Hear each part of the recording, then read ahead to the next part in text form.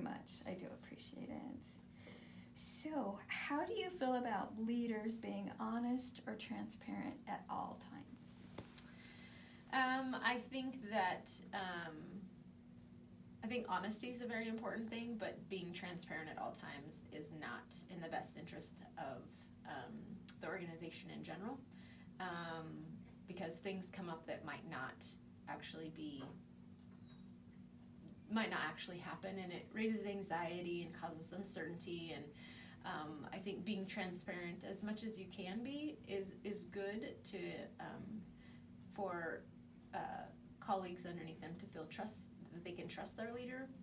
However, there are situations where it is not in the best interest of anybody to be transparent about everything.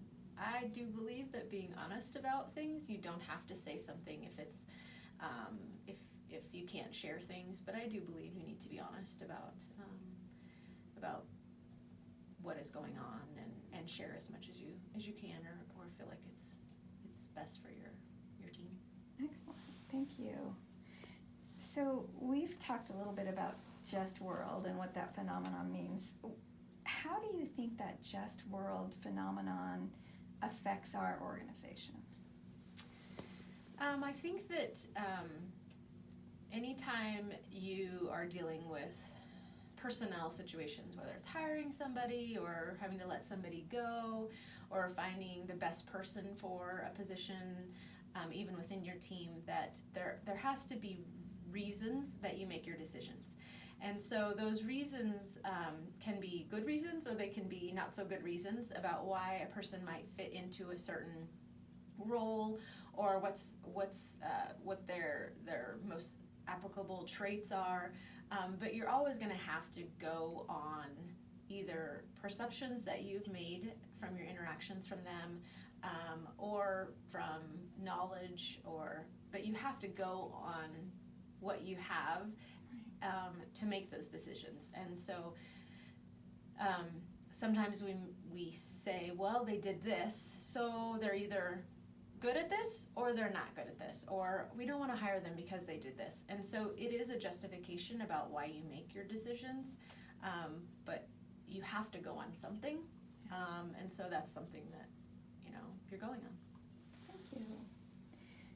So how has our organization helped you as a new leader? How have they trained you as a leader? One of the biggest things is going through an essential skills for new leaders training. It's a 12-month long training. I'm right in the middle of it. And so that helps to provide organizational understanding, tools.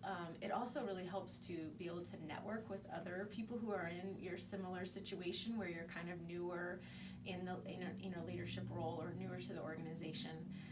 And so you then develop these relationships with people. Additionally, when I took on this role, I already knew a lot of people who were in roles similar to this, and so I didn't receive formal training, but I knew who I could go to for some help. People are very willing to help. I would say that there's not formal training when you're given a new role and they say, okay, this is how you do all this stuff. So that's kind of a little bit of a challenge, is that you have to do a lot of on the boots or on the ground training to figure out things and reaching out to people, and they're more than willing to help, but there's not a formal training to get you going on how to do Chronos and your time cards and how to handle situations and things that you eventually get into those types of programs that help a little bit, but it's oftentimes after you've been in the role for a little bit. But the essential skills for new leaders is a big piece of that. Great. So what do you think the role of humility is in leadership? Well, my philosophy might be different than another leader's philosophy, but I feel like I need to, when I mess up, I need to fess up to whomever and say, I didn't know how to handle this situation. I learned from it. I'm going to move on and try to do better next time. That's my philosophy. That's not necessarily, I don't think, everybody's philosophy on humility, but that's how that's just how I can live with myself, is that I feel like I can be completely honest and open about what I've done, and if I mess up, I need to apologize and say, hey, I want to be open with you here, and I will handle this differently next time, and do my best to improve upon that skill. And how does our organization embrace its core values and mission? I feel like our organization holds its values and its mission very, very strongly. It is permeated through every aspect of our organization, and a lot of organizations are faith-based organizations. However, they don't necessarily live up to that in their actions or what we value.